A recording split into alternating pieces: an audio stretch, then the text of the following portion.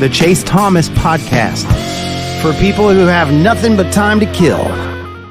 Guys, the Monday after Nico left, and then go listen to the Vols Sports Guy the next Monday, in which Chase did one of the true 180s I have ever seen on, or just all spring when he was talking about how underrated Nico was, to what Nico's loss meant 8 days after he was gone. I don't know what to tell you. Built different.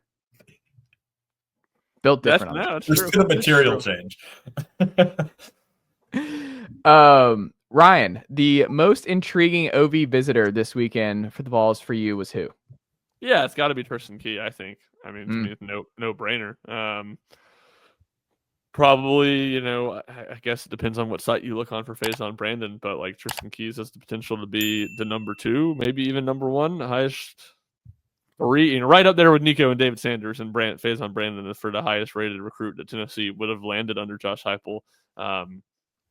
You and me, Chase, have talked ad nauseum on this podcast the last 6 months about our lack of trust or disbelief of how Tennessee has handled the receiver room at times. And, Tristen Keys, we talk about a guy that could come in and play right away as a freshman. So to me, it's a no-brainer. To me, it's him. Yeah, the thing about Tristen Keys, and we talked about it on the radio show today, was just that, part of me is just, I need to see one of these receivers pop before I'm like, all right, Tristen Keys, exciting times. Another 5-star, another blue chip wide receiver in this room that literally has 6 of 7 players are blue chippers. They're all super young, but 6 of 7 are blue chippers. So, I mean, you're ready to crown Mike Matthews. He's got Mike 9 passes. Mike Matthews, Jake Merklinger, and Boo Carter all breaking out for Tennessee next year at the same time. Bolitnikoff, Davey O'Brien, Heisman. Who says no? Put your bets in now. Odds are great. Call the sports book specifically to make sure they give you Mike Matthews odds. Do you know what? I mean, I already have a radio show called this, but I mean, that needs to be called The Chase. That needs to catch on. Did you bet The Chase over the next year? Did you bet that? Yeah. Oh, by the way, this has nothing to do with what we're talking about, kind of. But The Chase, great name. Obviously slam dunk. But I had an alternative name that I also love. Chase and Takes. Ooh. You could do a segment on it.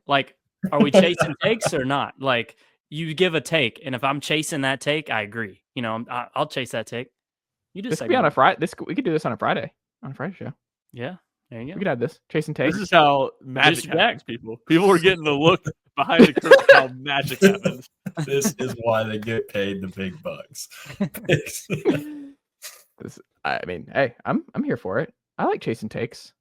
Yeah. All right. Sorry, Chase. Before I derailed you. Why? No. What were we doing? The chase, the bet, the Tristen Keys, the big trio. Yeah. No. For me, it's I don't want to overthink this, but to me, it was Tristan Givens. It's a Tennessee Texas A&M battle. He's a 5-star in a lot of the recruiting services, 4-star in I think 1, maybe 2.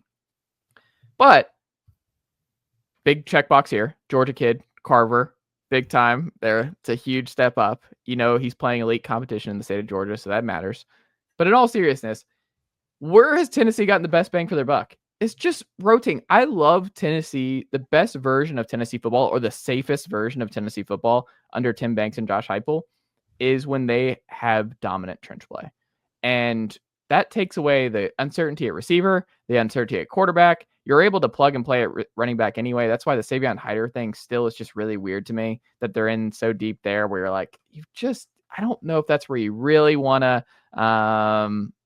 allocate your money. To me, I would just there's a strong part of me that just kind of wants to keep stacking big time trench players. Lance Hurd, David Sanders, Bennett Warren, Jordan Ross, Caleb Herring. You just keep the James Pierce of the world. Just keep stacking those guys. And I'm not as in on the skill position guys as much as I was when Heupel first arrived. To me, I'm man, I just want to be better and be able to bully people so much more on Saturdays with those guys than hoping Tristen Keys is the first Heupel guy receiver to break out here. And I mean, like I said, I'm really optimistic about Mike Matthews this year and Braylon Staley and company, but still TBD on that front. You know, it's not TBD is Rodney Gardner and Coach Chop maximizing what they're getting out of that room. And if you keep adding 5 stars into that group, and I don't know, there's something really fun about watching Georgia defense in their front 7 just maul people to death.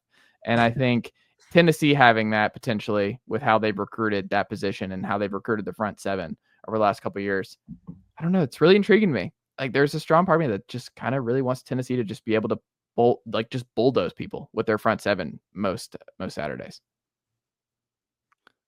Yeah, I mean, I think that's the being good in the trenches and second the quarterback plays to me is the most important part of football. So, like, yeah, from that perspective, I completely get it. Like, I think that's a completely fair take. I would go from the other perspective of I feel really good about Coach Shop and Rodney Gardner maximizing what they have in that room and landing a top 200 kid if they don't get the 5-star. Whereas I don't necessarily feel as good about that at the receiver spot. And I don't know, maybe Tristen Keys isn't a complete lock or a sure thing, but that's a room that needs some sure things. Final thing. Nicely done, nephew. The Chase Thomas podcast. Hell yeah.